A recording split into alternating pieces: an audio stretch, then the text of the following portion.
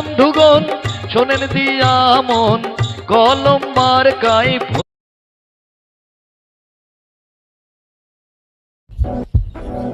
আগামী নির্বাচন সামনে আসছে নির্বাচন। আগামী নির্বাচন